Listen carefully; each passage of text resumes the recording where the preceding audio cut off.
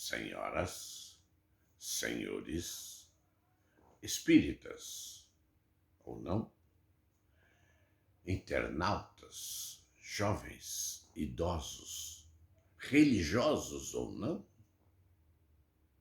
são todos muito bem-vindos a este canal. Estamos aqui apenas para agradecer a Deus, nosso Pai Criador, agradecer a Jesus pela sua presença e agradecer aos amigos espirituais que nos protegem, nos orientam, nos encaminha e, principalmente neste trabalho, perfuma, higieniza e prepara um ambiente para que nada venha prejudicá-lo. E agradecer principalmente a sua opinião, a sua paciência, a sua visualização, pois através da sua opinião, dos seus comentários, é que nós modificamos e preparamos para uma melhora deste trabalho. Nós estamos dando continuidade ao terceiro capítulo do livro dos Médiuns de Allan Kardec, na parte de número 25 de métodos. 25 é esta a questão. Não podemos esquecer uma categoria que chamaremos de incrédulo por decepção. Abrange os que passaram de uma confiança exagerada à incredulidade, por terem sofrido desilusões. Assim, desencorajados, abandonam tudo e tudo rejeitaram. São como aqueles que negassem a boa-fé por terem sido enganados. São ainda a consequência de um estudo incompleto do Espiritismo e da falta de experiência. Aquele que é mistificado por espíritos geralmente é porque lhe fez perguntas indevidas ou que eles não podiam responder, ou porque não estavam bastante esclarecidos para distinguir a verdade da impostura. Muitos, aliás, só veem o Espiritismo como uma nova forma de adivinhação e pensam que os espíritos existem para ler a Buena Dicha. Ora, os espíritos levianos e brincalhões não perdem a oportunidade de se divertirem à sua custa. É assim que anunciarão casamentos para as moças, honrarias, heranças e tesouros ocultos para os ambiciosos e assim por diante. Disso resultam frequentemente desagradáveis decepções de que homem sério e prudente sabe sempre se prevenir. 26.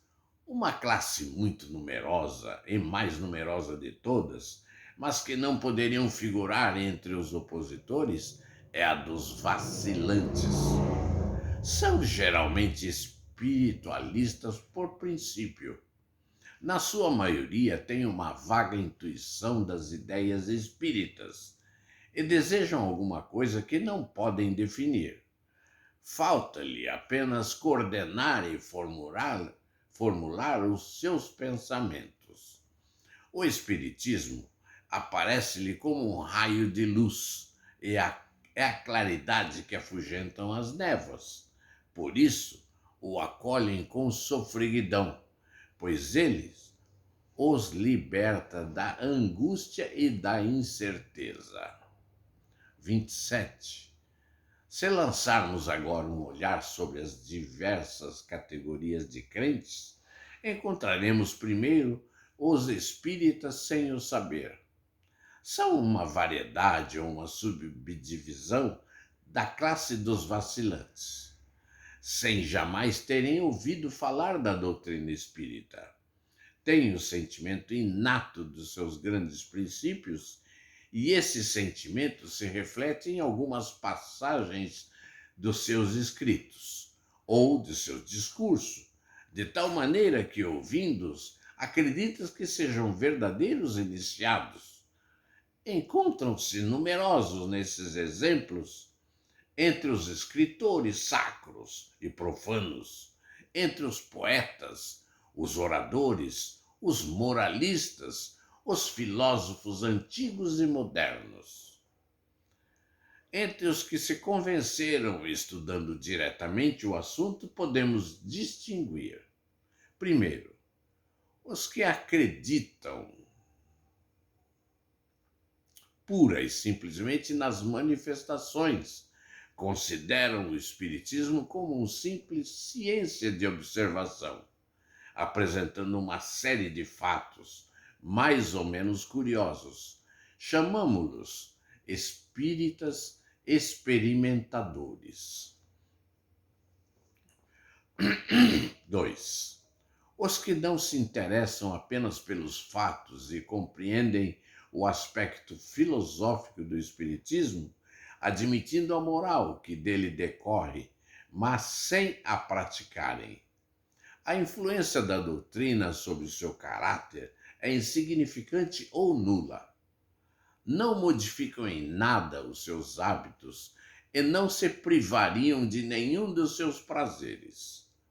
O avarento continua insensível, o orgulhoso cheio de amor próprio, o invejoso e o ciumento sempre agressivos.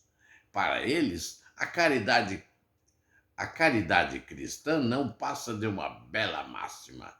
São os espíritas imperfeitos. 3.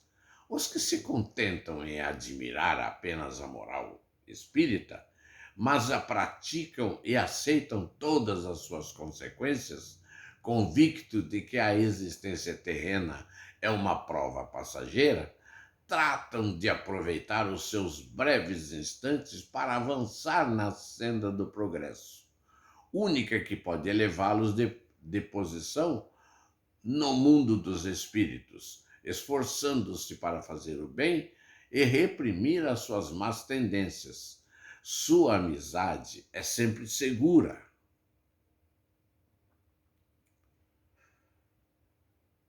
Porque a sua firmeza de convicção os afasta de todo mau pensamento. A caridade é sempre a sua regra de conduta.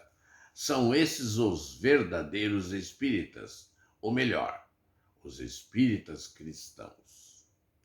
4. Há, por fim, os espíritas exaltados. A espécie humana seria perfeita se preferisse sempre o lado bom das coisas. O exagero é prejudicial em tudo. No Espiritismo, ele produz uma confiança cega e frequentemente pueril nas manifestações do mundo. E do mundo invisível, fazendo aceitar muito facilmente e sem controle aquilo que a reflexão e o exame demonstrariam ser absurdo ou impossível, pois o entusiasmo não esclarece, ofusca. Esta espécie de adepto é mais nociva do que útil, a causa do espiritismo. São os menos capazes de convencer, porque se desconfia com razão de seu julgamento. São enganados facilmente por espíritos mistificadores ou por pessoas que procuram explorar a sua credulidade.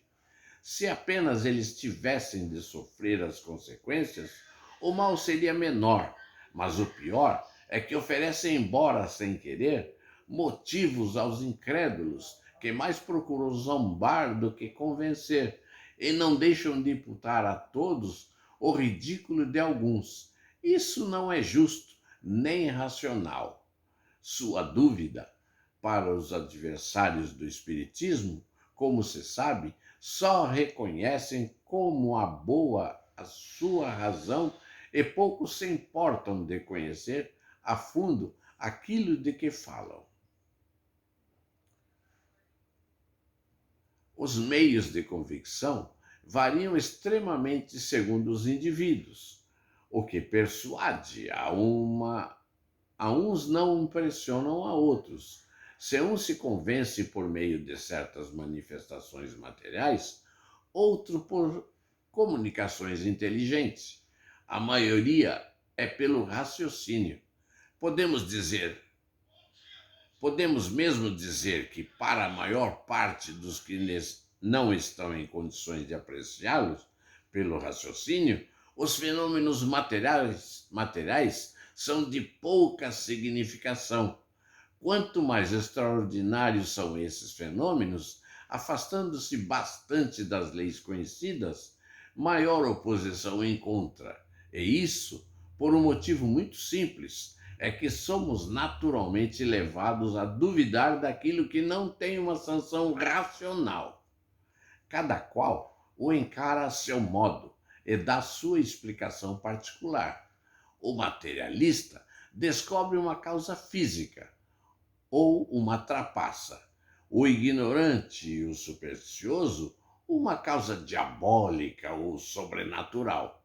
Entretanto, uma explicação antecipada tem o efeito de destruir as ideias preconcebidas e mostrar, se não a realidade, pelo menos a possibilidade do fato.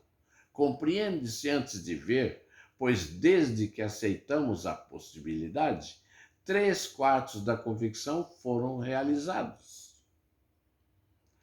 Como o capítulo é um tanto quanto longo, nós paramos por aqui devido ao tempo e devido ao cansaço que possa provocar em vocês. Então, vamos dar continuidade, se assim Deus o permitir, amanhã. Pois hoje é domingo. Hoje é dia de reflexão. Quero fazer um brinde à sua saúde, à sua paz, a seus familiares e ao seu trabalho. Convida 20. Jamais Covid-19. A sua saúde, amado amigo.